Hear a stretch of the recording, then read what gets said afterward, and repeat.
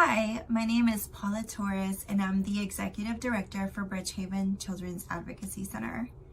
Thank you so much for joining me today on this video, and I hope you find it informational and useful to learn more about the mission of Bridgehaven Children's Advocacy Center. So some of you have received your annual appeal letter, and some have even donated. Thank you so much for that. Some have even seen the post on our Facebook and have donated through there as well. We truly appreciate you. This whole entire year has just been a whirlwind of changes and learning experiences, and I definitely couldn't have gone through this year without the support of my staff, my board, my volunteers, and the community as a whole. Together, we all work towards ending child abuse in Liberty and Chambers counties. I want to talk to you about a little more about the annual appeal letter that has gone out and has been posted on our Facebook account. And this is going to help us raise the funds that we need for the end of the year and to be able to continue providing those services that these child abuse victims so desperately need. When March came around and the pandemic hit, we thought it was going to be temporary changes. So we closed the office, not closed it, but we weren't there every day. And we would go in for appointments when children needed interviews and other services. But after, 2 weeks or so, we realized that this might go a little longer than we anticipated, and that the process we were doing just was not going to work.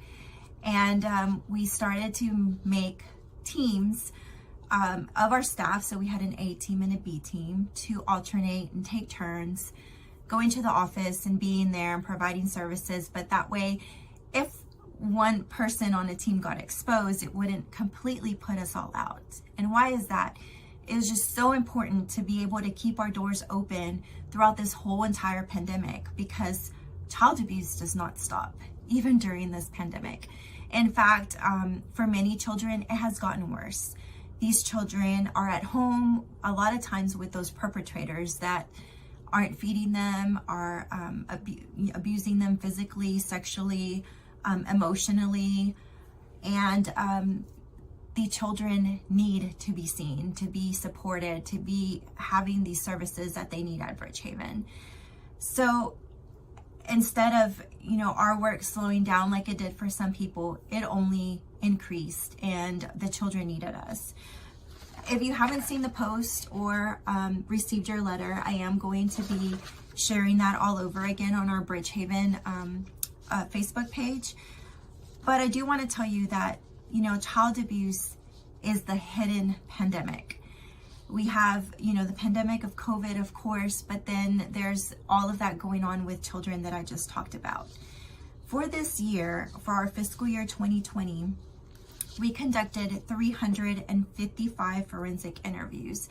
That was 355 times that one of my staff, forensic interviewers, had to sit down with a child and talk to them one-on-one about the allegations of the abuse. So all the horrible things that have happened to this child, whether it was sexual abuse, physical abuse, emotional abuse, whether they witnessed another crime like a homicide or domestic violence, child fatality, abuse of another child. There's 355 times for Liberty and Chambers counties. That number just continues to increase every year that we're providing services. We also provided 492 hours of therapy. We have one therapist, one full-time therapist, and she was able to provide 492 hours of service to children and their non-offending family members.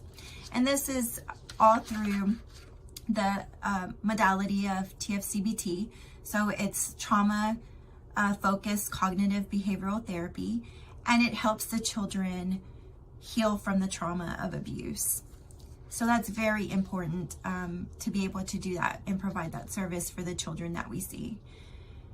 Community awareness, prevention, and education is also something very important to Bridgehaven.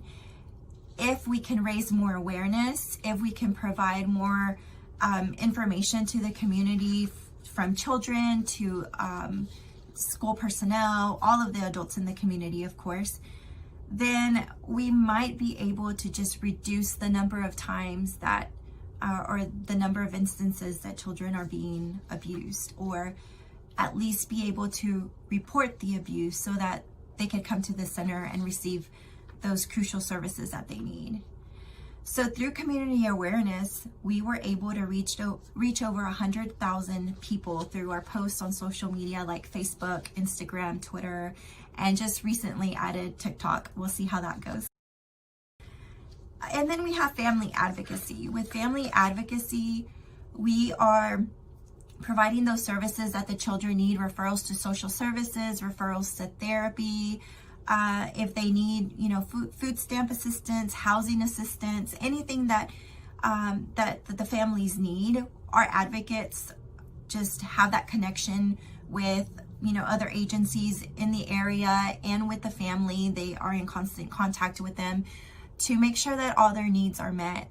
We want to make sure that the incident of the abuse, which many times split families apart and can leave, someone that was dependent on another person financially and is now going to be struggling because of the split of the abuse. And we want to make sure that this isn't going to cause additional strain to the family, and that they will be able to continue on with the healing of the trauma, having their needs met, and then of course the prosecution of the case.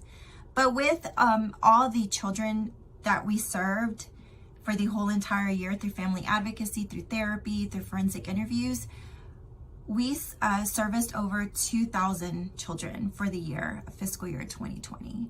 So as you can see, that's just for Liberty and Chambers counties. The need is tremendous. And then we have family advocacy. Well, thank you everybody for joining me in this video today. I'm hoping that you learned a little bit more about Bridgehaven Children's Advocacy Center, and you learned about our mission for helping child abuse victims in Liberty and Chambers counties. If you would like to donate, it's not too late. It's 2 more weeks till the end of the month, but you can donate through Facebook. I pinned the post in the comment section that will take you to the donate page via Facebook, or you can visit our website at www.bridgehavencac.org, or you can always call the office 936-258-0400. You can ask for Jeanette and she can always assist you in making your donation for the end of the year. I hope that your end of the year giving reflects something that you truly believe in, and I hope that ending child abuse for the children in Liberty and Chambers counties is one of your top priorities. If you have any questions or need more information, you can always reach me. My name is Paula Torres, or you can get in touch with Jeanette Lucatero at Bridgehaven, 936-258-0400. Wishing you a great end of the year, happy holidays, Merry Christmas, Happy New Year, just everything, but most of all, wishing the health and safety of you and your family. Thank you.